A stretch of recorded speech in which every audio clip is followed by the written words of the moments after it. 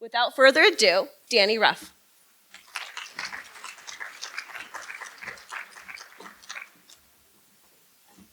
Hello. It's true, I like tea. That's really fun. All right. Well, I heard in that other session that I'm not supposed to say I'm Dani Ruhf and this is what we're going to talk about today, so I'm not going to do that. Gotta find my little clickety-click. Wrong way. Up is down. All righty. Okay. Here we go. So, this dream chasing is a roller coaster ride. If you've done it, you know it's crazy.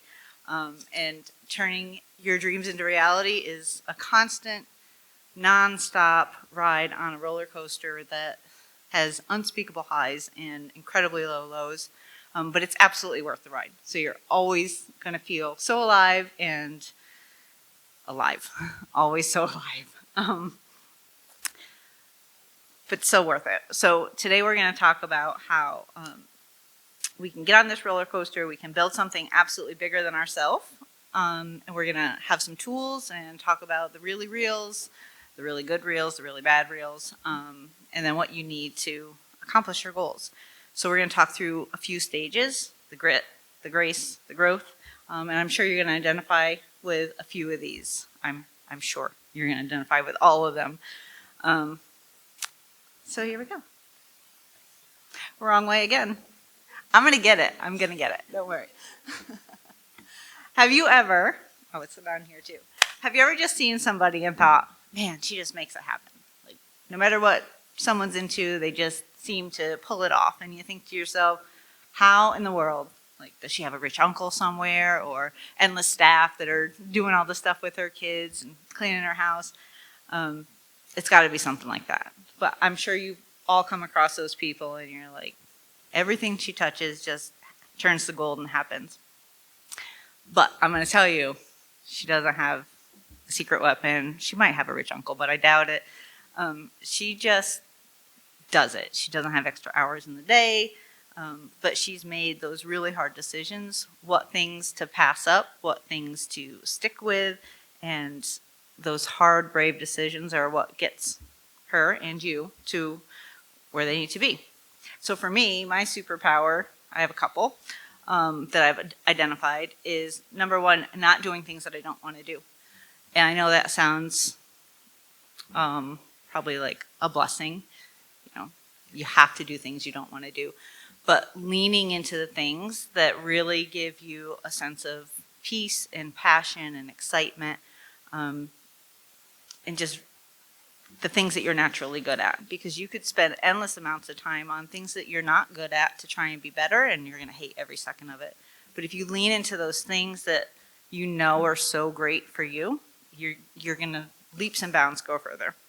My other superpower is a healthy dose of ADHD. Not the trendy kind, like the real kind. The kind where you're hyper-focused on something for a long time and insanely productive, and then when you're just staring out the window for hours. So everybody has their superpowers, and I'm curious if any of you have identified yours yet. But I know myself well enough to know that I'm never going to be good at something that I don't enjoy, ever. I just can't force myself to learn it. So in the room we have the group that just redid our website. I could probably learn those tasks, but it would be terrible because I wouldn't find joy in that. I find so much joy looking at our website and seeing how beautiful and perfect it is now. But for me, absolutely not. Another fun thing is I just hate to cook. And I would rather eat a spoon of peanut butter and a slice of cheese and an apple than sit down and follow a recipe. But my daughter, she's in the kitchen for hours, you know, experimenting and concocting and following a recipe, and with so much joy. Like I so enjoy watching her do that, because you can tell as she's creating this thing that it's bringing her joy. And for me, I would just rather not eat than do all that. I do clean up the kitchen afterward, though. So that's just a perfect example of making sure that you're leaning into the things that feel good to you, that are going to bring you passion and excitement. So I'm curious, have any of you recognized any of your superpowers that you want to share, that you're open enough to share? I know we're in a big old room of strangers. No? Okay, good. That's your superpower? Tell me more about it.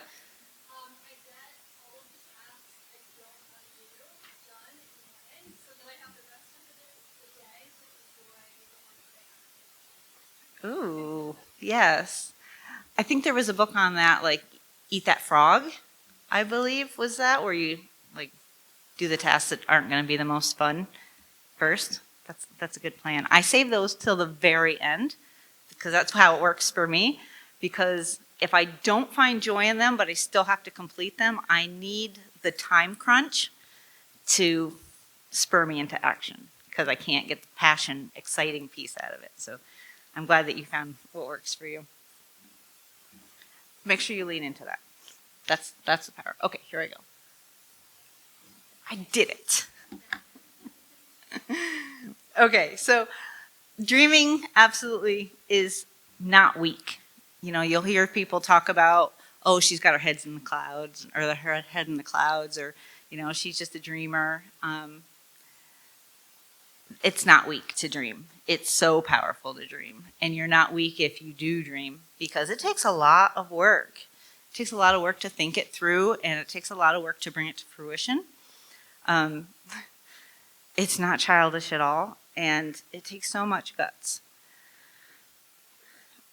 Because when you decide to put your steps into action and start chasing that dream, life doesn't stop coming at you. You still have kids and a house and a job if your dream isn't your job. And so you're taking all those punches while you're pursuing this dream, and it's a lot. It's not at all for the weak. Today alone, this dream that we're building here at CHOP has been such a high and fast and low roller coaster. You know, from this morning getting really exciting phone calls and air high-fiving and a little bit of dancing to some really low lows where you're trying to figure out how you can survive it and, you know, just putting your brain into hyper-focus to figure out anything that you can figure out to make things okay. And then you instantly swing back into that high, and they're often coming back to back to back, and it leaves you feeling so exhausted and drained. But it's so good. It's just so good. And, you know, I think about where, you know, movie critics, we laughed, we cried, we laughed and cried some more. And that's exactly what it's like when you're trying to build something and chase after a dream that you have. But you'll seriously never feel as alive as when you're chasing something that's yours, that you're excited about. So when I talk about daydreams, I'm not just talking about, like, when I talk about dreams, I'm not talking about daydreams. I'm talking about, like, the dreams with the goals that you can put action plans to. And, you know, I'm a rose-colored glasses kind of gal, and I get told to take them off often. But I can't, because if you don't have hope and you don't have dreams and you don't have goals, you're never going to bring this to fruition. And then you're just stuck at the same spot feeling so gross that you didn't act on it. And so you just have to keep dreaming and keep believing. And if you have that dream, it's not a coincidence. That dream is yours. It's been downloaded to you or gifted to you, or, you know, however you believe. It's yours for a reason. And the reason you got it specifically is because you're the one who can bring it to life. Or you can take it to somebody who can bring it to life. For me, I'll wake up in the middle of the night with a fully formed business plan. Chronic business plan maker. But just like a fully formed business plan, and I'll get so hyped up and excited about it. And I'm not going to stop this roller coaster that I'm on, but I have to get it out of my brain. So I'm writing it all down and emailing it to myself, because what if in my next iteration of Dani, I own a spa, and these are the robes that I want, and this is the monogram that I want it to look like, and these things all come to me randomly. And so I have to write them down, and I have a whole journal section of these random, really weird business plans that just download to me, and it's super exciting.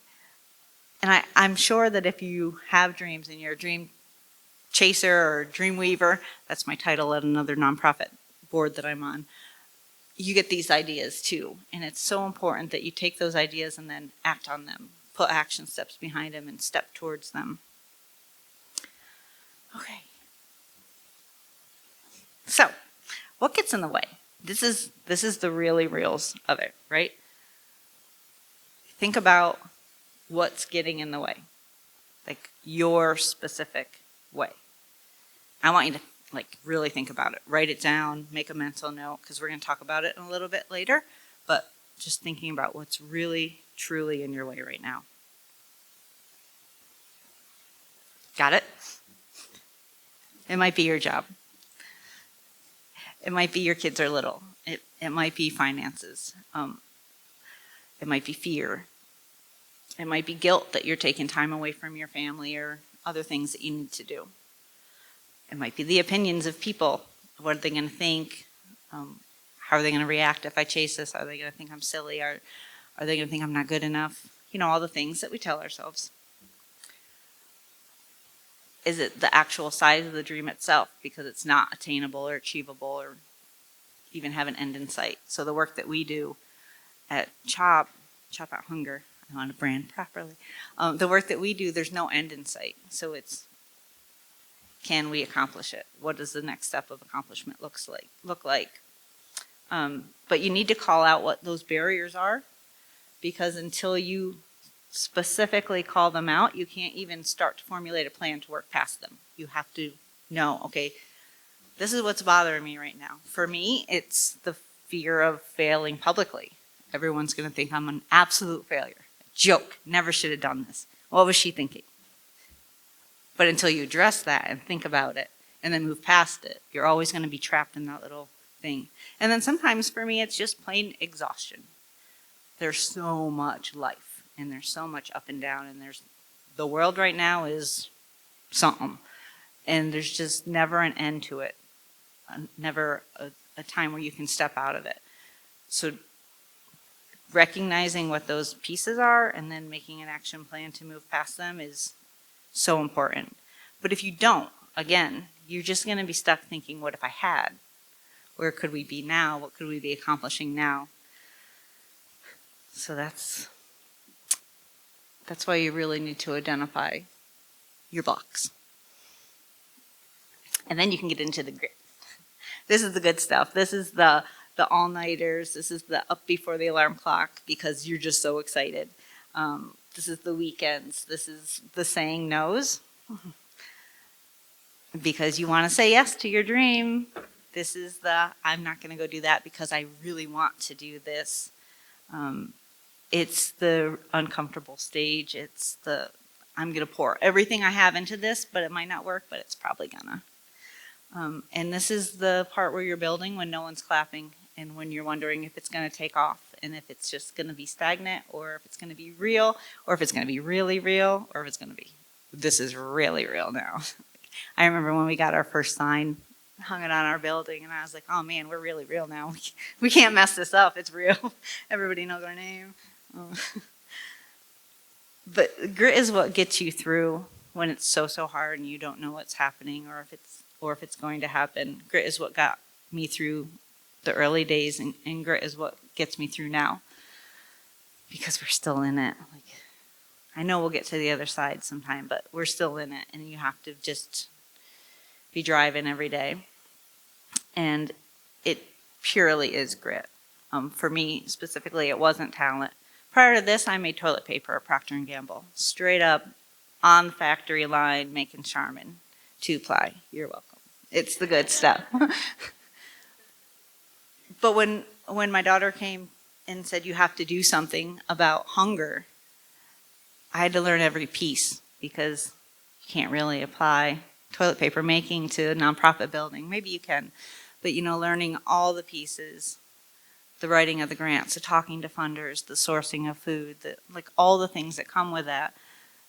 And that's where the grit comes into play. You have to be ready to take all the steps that you're going to need to take to be successful, or outsource it, which you typically can't in the beginning because there's no money. So you have to learn all the pieces. And then you roll yourself right into the grace stage because you're going to burn yourself out really quickly if you don't. So that grit stage is heavy and grinding and nonstop and hardcore and all the things that you can imagine. And grace doesn't mean being gentle all the time.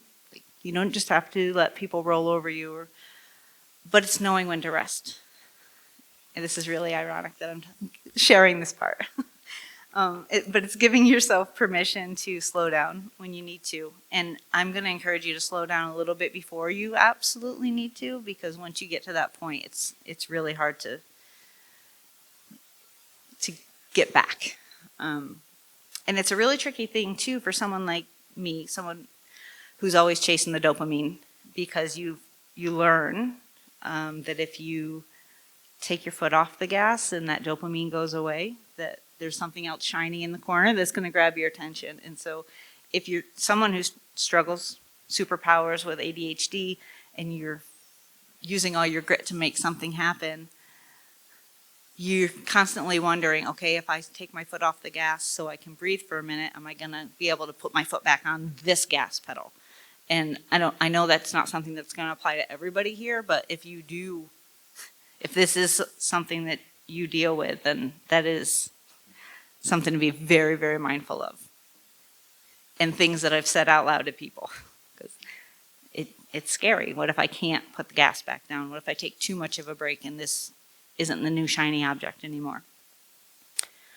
So just be mindful of your superpowers, and sometimes they turn into downfalls too. And sometimes grace just looks like, I can't do this alone. I can't do all these pieces. I can't do everything. I can do a super lot of things, but I just can't do everything. And that's where you bring people in, whether they're outside resources or hiring people for your team that are so strong in what they do to take it off your plate so you can do the other stuff. But I'll tell you a little story about my grace period, which just happened recently. After 5 years of heavy-duty grit action, I was super burned out. Lots of tears. Just, I couldn't handle a second of stress anymore. How was your day? Tears. Do you want an apple? Tears. I couldn't make one more decision. I didn't even know if I wanted an apple. I was just too tired of making all the decisions. And so I booked a train trip. And people are probably sick of hearing about my train trip. But I booked this train trip across the U.S., over and back. And I specifically picked this trip because there's no Wi-Fi on the train.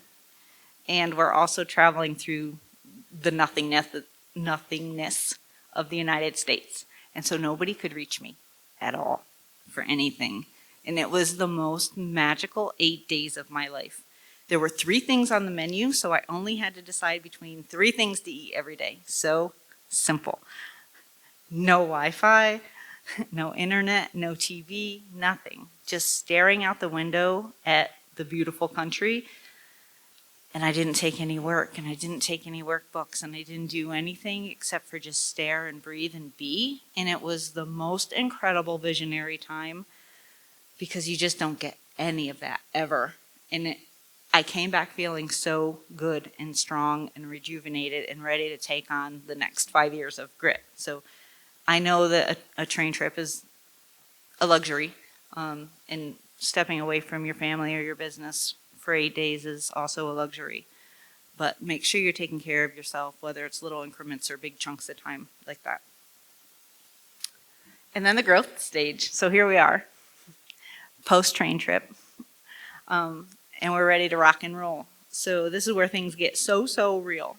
And growth is messy, because when you take that next step, everything shifts. You know, when you're in this little tiny bubble, things are comfortable and you've got it and you're chugging along, and then you add this other piece and it's, oh, here we are now.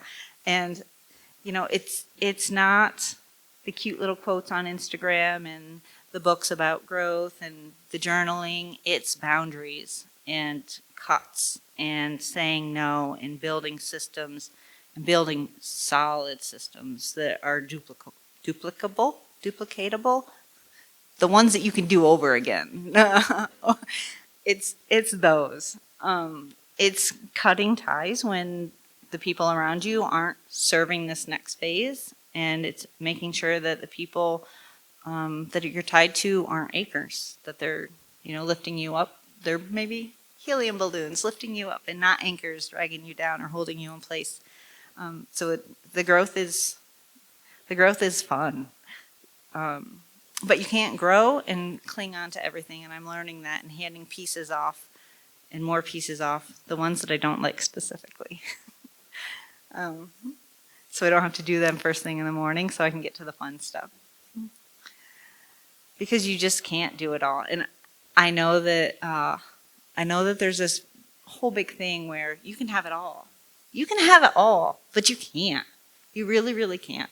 You can't have all the sleep that you need. You can't eat properly. You can't be the mom that you want to be. You can't be launching a business that you want to launch. You can't be doing 100% in your job and be the best wife and have a clean house and have a garden that's gorgeous, because you'll just burn. You can't have all those things to perfection. You can have them all a little bit, but not all the way. And I think that's one of the things that I got so hung up in was I was going to all these sessions where people are like, you can have it all, you can do it all, you can be it all. And then you try it and it's like, oh, they said I could, but I'm crashing. And so just in this phase where you're in growth, you need to remember your grace, and you need to remember that you're going to have to say no to things. And it might be the sleep, it might be the clean house, but you're going to have to make those choices. Yep. I constantly ask in this growth, not gross, sometimes it feels gross, in this growth phase, is this sustainable? Is this scalable? Is this even something that we want to do? And so making sure that you keep thinking about all those pieces as you're growing to make sure that they're going to make sense when you get into your next round of grit and grease. Okay, so we're going to give you something a little bit practical.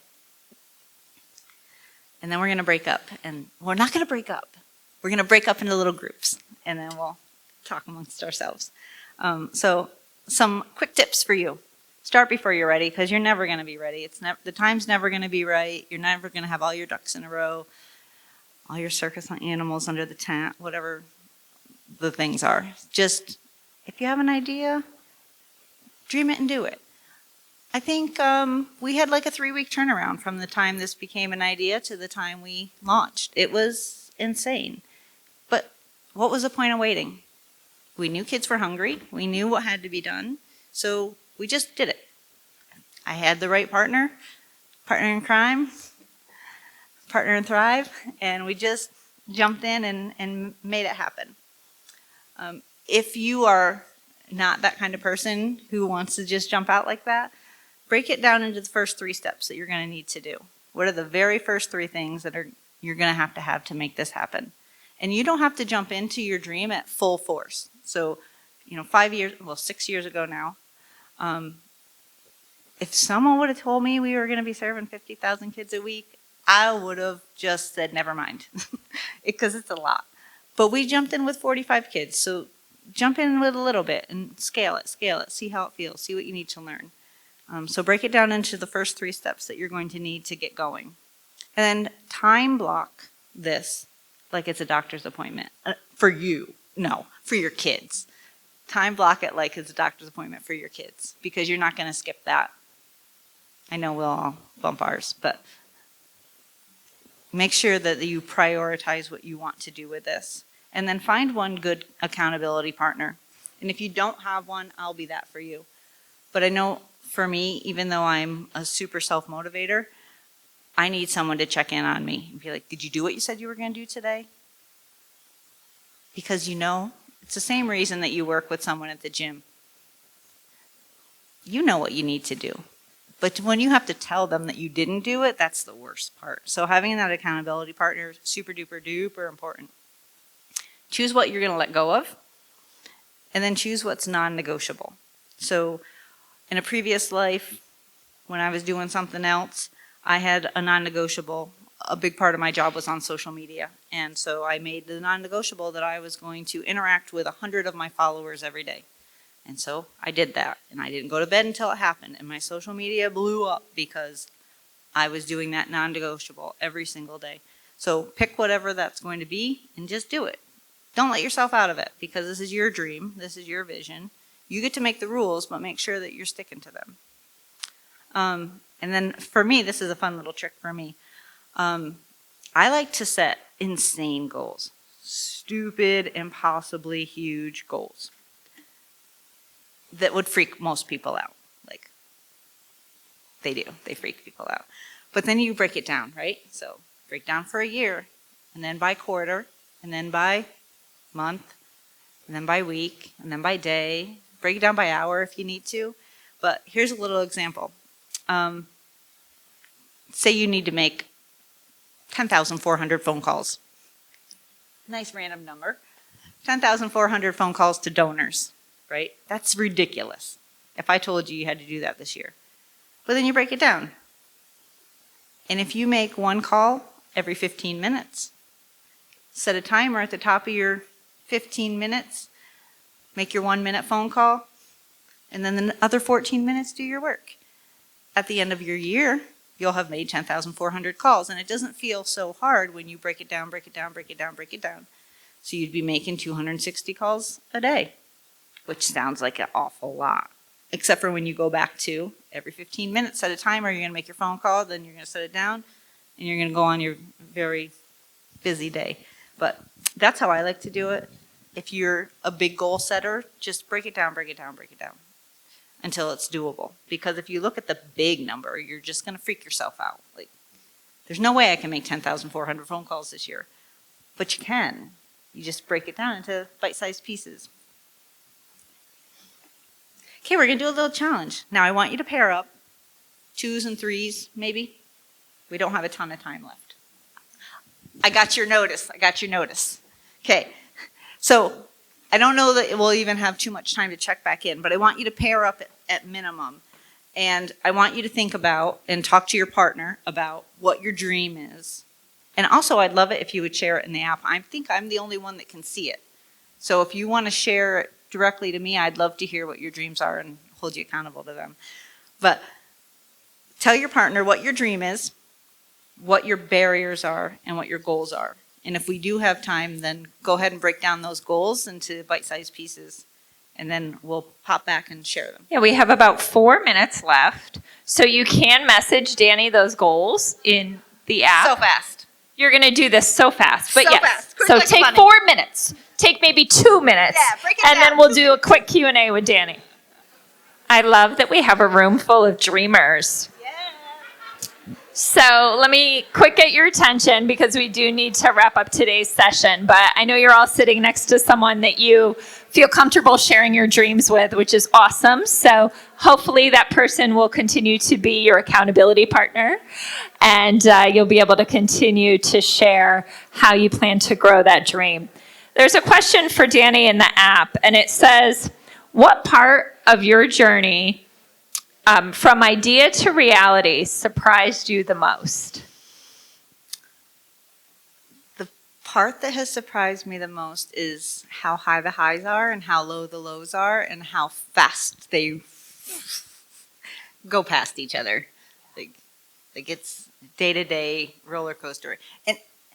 And I don't know that I would want it any other way, though, because when you're having the wins and the hardships that aren't maybe so much wins, where you're learning, if we didn't have those, it would just be like, meh, here we are, another day at work. But it's like, oh, heck yeah, we just had this wicked win, and oh my gosh, this problem happened. And so it's just, the highs and the lows are so fast and big. So for those of you who don't know, Dani started her mission at one high school in Bradford County, Wyalusing High School, if I'm correct. Towanda High School, sorry, Towanda High School. You're now in how many different school districts? I can't tell you the districts, but we're like at 180 schools. So Okay. a lot. So 180 schools. Yeah. She does food pantries. So any child can walk into a food pantry right in their school, get fresh food and snacks. My kids love it. She's also at Tunkhannock. So they get to go in and take snacks. And what she's done is normalized being hungry. Like So all kids are hungry at some point, no matter how many times you feed your kids a day. I have teenage boys that eat all day, every day. So Dani has normalized that for them. She's done what they call backpack program. So in our elementary schools on Fridays, kids take home a bag of food for the weekend. And families will sign up for this in our school that probably don't really need that food. My son used to sign up for the bag every year, and I'm like, bud, we don't really. But their teachers encourage them to do that. So again, it's normalized for the kid who maybe does need that food, doesn't feel that pressure. So Dani, kudos to you and what you do. And I just wanted to make sure everybody really understood the impact that Dani makes. And I'm so proud of her, and that she's, from the northern tier, and she's doing really incredible things. So let's give Dani a round of applause. Oh, Dani and team.